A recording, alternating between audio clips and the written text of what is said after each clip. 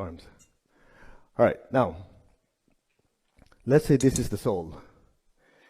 In order to learn lessons, the soul needs to gather information. Yes? All right.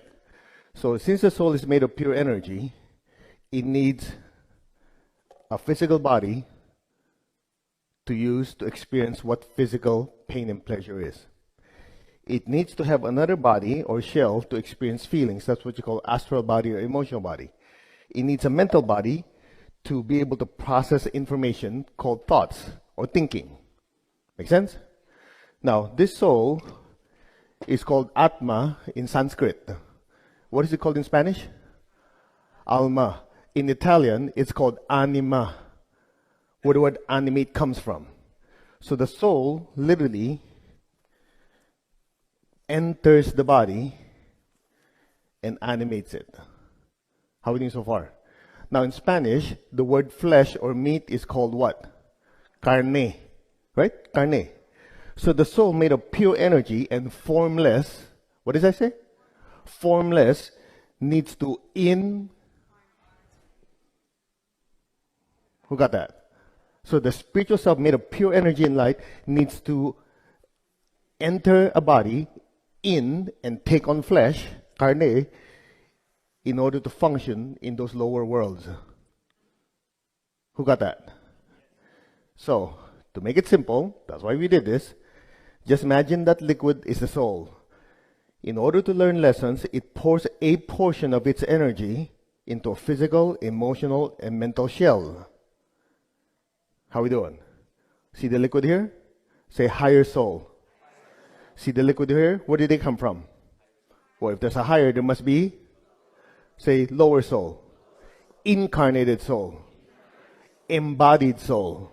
So in other words, it's a part of the soul that now has a wrapping. So in other words, what you see walking around is like a human suit. Anybody remember many years ago, there's this movie called Cocoon? You know, these aliens, like this, and this light shooting around.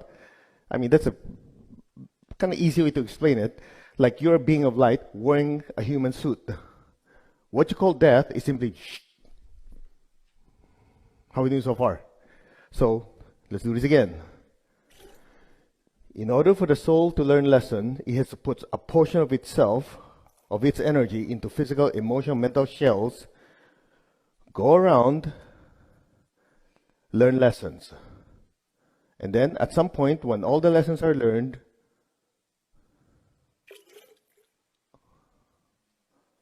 that's what you call death. It is only the shells or the body discarded, that's what you call death. Are you doing so far? Now, where the heck did my cups go? All right.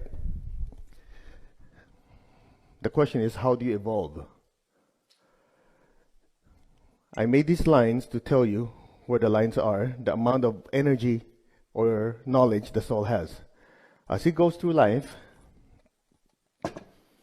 learns lessons, it adds on knowledge and experience. From there, once the body dies, it's more. Now, it says, you know, I want to learn more. It goes through life. Next lifetime, there's even more. Once this is full, no more lessons to learn, it doesn't have to come back. Are we communicating? Let's put it another way. How many of you are in business? Do you want to make a profit? So you invest time, money, and effort. So the soul is also in a certain business.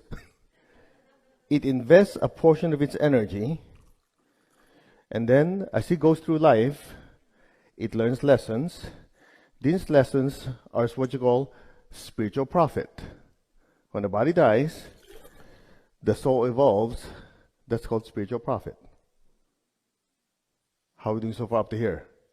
Okay, now, I have a question for you. If all these lessons are absorbed by the soul, how come we keep doing the same stupid mistake? The soul doesn't forget. So how come we go, oh man, I can't believe I did that again. I knew that was wrong. How come I did it again? How many have experienced it before? Or how about this one? You're doing something really dumb and you're watching yourself do it.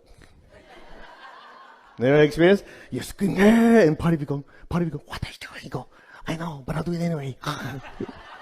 And then later on you go, I can't believe I knew it. Ever been there? It's like you're watching yourself. Here's what happens. The higher soul is connected to the lower or incarnated soul by a communication cable. That communication cable is what you've been scanning called the spiritual cord. So that spiritual cord determines the bandwidth of how much movement of data is going down and going up. Are we getting anywhere? So if that pipeline is tiny, it's just like dial-up. Remember dial-up? You type on the email a web address, you go to the toilet, read the newspaper, you come back, it's still loading. Remember those days? And now if you have fast internet, what happens? You type it like that. Now watch. Everybody still with me? So for ordinary people, the pipeline is so small, even though the lessons have already been learned, there is lag time in the movement of data. So if you're in okay, I should not beat up people because karmically it comes back as this and this. But the lower self is so wrapped up in the emotions and the desires of the earthly life, it takes over the incarnated soul. And then there's a little bit of signal coming out like, this guy looking from the top going like this.